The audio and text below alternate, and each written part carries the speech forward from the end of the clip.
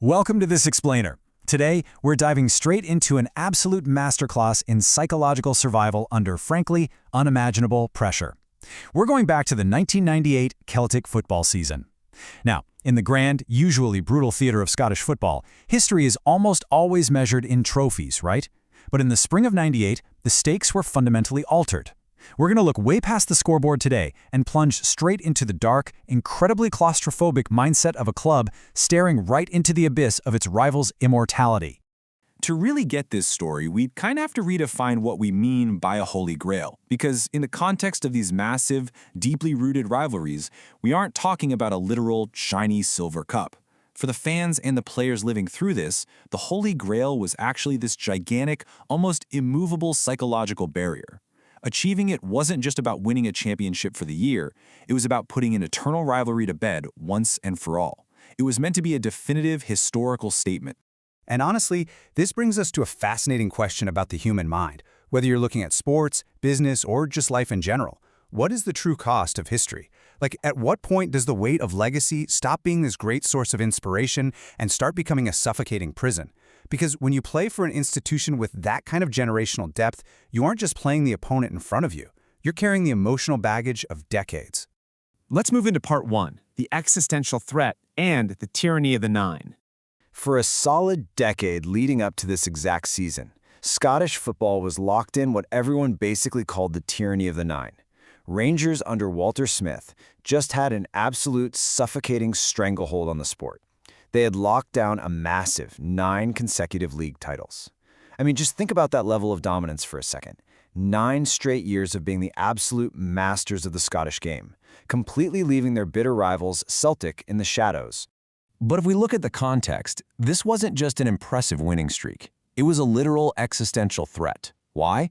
Because those 9 titles perfectly equaled the legendary record set by Celtic's own Jock Stein back in the late 60s and 70s. Rangers were knocking right on the door of the fabled 10 in a row.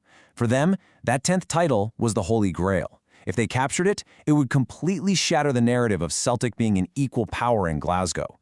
It would wipe out an entire generation's identity. And meanwhile, Celtic was just trapped. They'd spent most of the 1990s in this chaotic state of institutional rebuilding, battling some really intense financial uncertainty. There's a quote that captures it perfectly. Every season that passed without a title felt like a slow death. The looming threat of Rangers securing that 10th title created a full-blown identity crisis. By the time the 97-98 campaign kicked off, the pressure inside that Celtic dressing room was so thick you could literally cut it with a knife. Which brings us to part 2. The clinical antidote, known as the Wim Jansen doctrine. So how do you even begin to cure a psychological disease that's infected an entire club? Enter Wim Jansen. His philosophy was a masterclass in stark contrasts. On one side, you've got the historical baggage, the generational trauma, the panic, the absolute chaos from the fans facing this 10-in-a-row nightmare. But on the other side, you have Jansen's tactical reality. The man was an enigma. He completely ignored all that emotional weight and opted instead for this cold, clinical focus on structure, discipline, and the sheer 90-minute mechanics of the game right in front of him. Jansen basically threw together a patchwork squad, but here's the kicker. Every single piece had a highly specific functional trait. You had Tom Boyd bringing the raw grit you absolutely need to endure that kind of media scrutiny. You had Henrik Larsson bringing the flair and the attacking relief to break those awful deadlocks. And then Paul Lambert supplying the pure tactical intelligence to execute Jansen's rigid structure. Their real superpower wasn't just raw skill. It was their collective ability to survive a level of pressure that would have utterly broken most teams. They were quite literally playing for the survival of the club's identity. Okay, part 3, surviving the glass bowl in a war of attrition.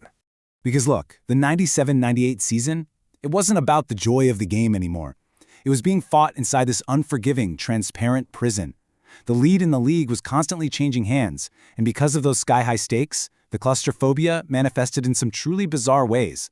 Frantic terror songs echoing through the stadiums, relentless fever-pitch media speculation. Inside this glass bowl, every single dropped point wasn't just a minor setback. It was treated as a national emergency, a literal catastrophe that signaled the end of the world.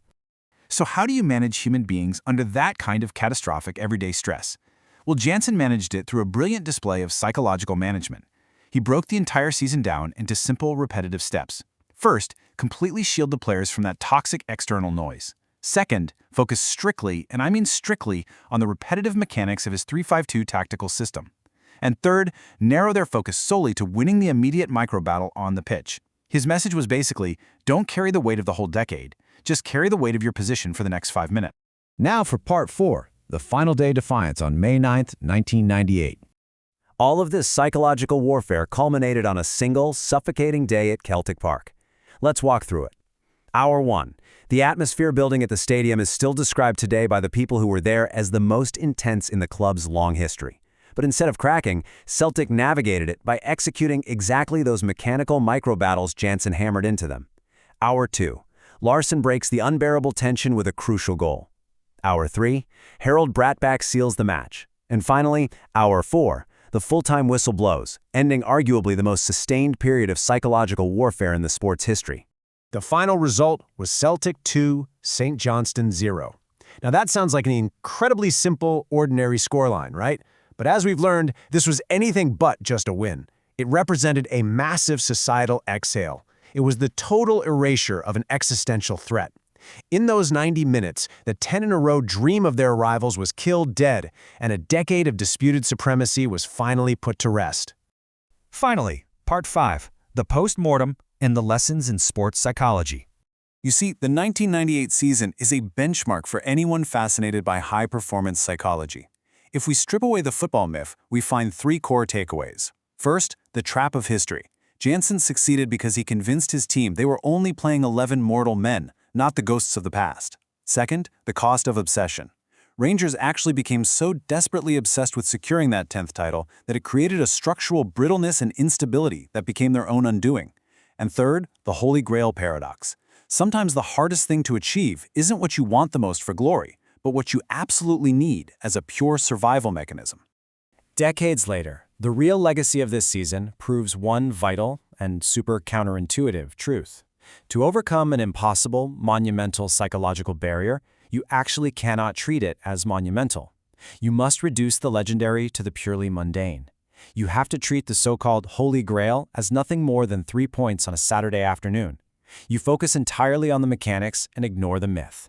So, I'm going to leave you with this final thought to ponder as we wrap up this explainer. Think about the holy grails in your own life, your career, your personal goals. Are you just chasing what you want for the glory of it? Or are you fighting for what you truly need to survive? And more importantly, are you letting the ghosts of history paralyze you, or are you just focusing on the simple mechanics of the day right in front of you? Thanks for joining me on this deep dive.